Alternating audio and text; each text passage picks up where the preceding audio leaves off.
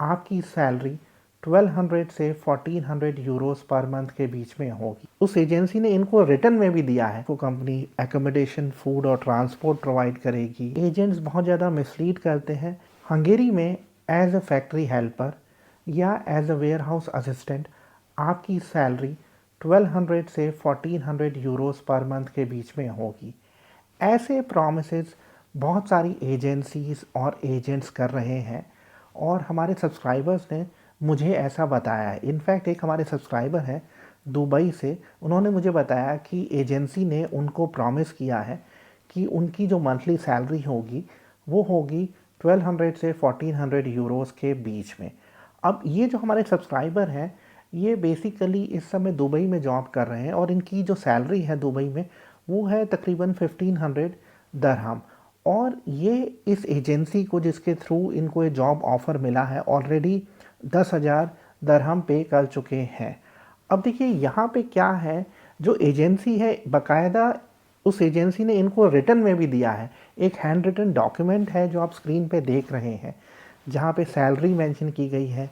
ये मेंशन किया गया है कि आपको 5 दिन काम करना पड़ेगा और आपको कंपनी एकोमोडेशन, फूड और ट्रांसपोर्ट प्रोवाइड करेगी।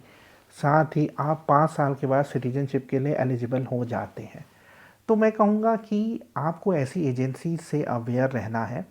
पहली चीज़, जहाँ तक बात है सैलरी की, देखिए अगर आप हंगेरी में अनस्किल्ड जॉब के लिए आ रहे हैं तो एक चीज़ समझ लीजिए, हंगेरी में जो मिनिमम सैलरी है वो है 2,66,000 हंगेरियन फोरेंट।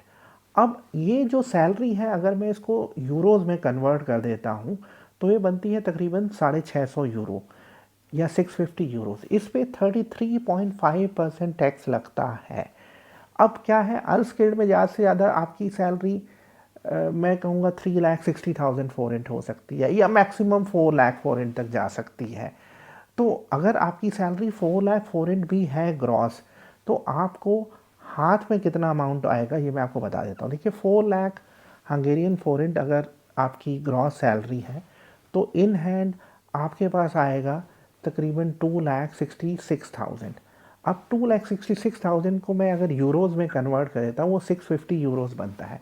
तो एक चीज़ समझ लीजिए, अगर आप हंगेरी में अनस्किल्ड जॉब पे आ रहे हैं, जैसे आप हेल्पर आ रहे हैं फैक्ट्री में या वेयर हाउस असिस्टेंट आ रहे हैं, कंस्ट्रक्शन साइट में हेल्पर आ रहे हैं या किचन हेल्पर आ रहे हैं, तो आपको जो सैलरी इन हैंड मैक्सिमम मिल सकती है वो है 650 यूरोज़। अगर आप ओवर टाइम और ये सब हम लगा भी लें तो भी आप ज़्यादा से ज़्यादा 1000 यूरोज़ तक पहुँचेंगे, लेकिन वो भी तब जब आप रोज़ 8 घंटे की नौकरी के बाद तकरीबन 4 घंटे रोज़ ओवर टाइम करेंगे।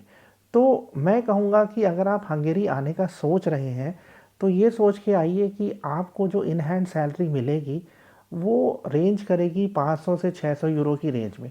क्योंकि देखिए क्या है, ओवर टाइम के बारे में हम प्रॉमिस नहीं कर सकते हैं। ओवर टाइम तो आपको तब मिलेगा ना जब उस कंपनी के पास एक्स्ट्रा काम अवेलेबल होगा। जब उस कंपनी में जो काम है वो 8 घंटे की शिफ्ट में ख़त्म हो जाता है तो ज़रूरी नहीं है कि आपको वो ओवर टाइम देगी। तो इसलिए प्लान करके आइए, सोच के आइए, क्योंकि एजेंट्स बहुत ज़्यादा मिसलीड करते हैं। 1200-1400 यूरो तो उन लोगों को मिलते हैं जो स्किल्ड हैं। जैसे मेरी वेल्डर्स के साथ बात होती है, अगर आप वेल्डर हैं तो आपको इतनी सैलरी मिल सकती है। वेल्डर्स को भी इन हैंड जो सैलरी मिलती है वो 1000 यूरो के करीब होती है। ऐसे ही अगर आप फॉर एग्ज़ाम्पल टेक्नीशियन है और टेक्निकली क्वालिफाइड है तो भी आपको 1000 यूरो के करीब इन हैंड मिल सकती है। तो मैं कहूँगा कि इस वीडियो को ध्यान से देखिए और इस इन्फॉर्मेशन को याद रखिए। आपके ऐसे जो फ्रेंड्स जो हंगेरी के वर्क वीज़ा के लिए अप्लाई करने वाले हैं या प्रोसेस शुरू करने वाले हैं उनके साथ भी शेयर करिए। अगर आपके कोई सवाल हैं तो आप मुझसे पूछ सकते हैं। आज के वीडियो में इतना ही। मैं चाहते हुए आपसे रिक्वेस्ट करूँगा कि आप हमारे यूट्यूब चैनल को सब्सक्राइब कर लीजिए। Thank you very much.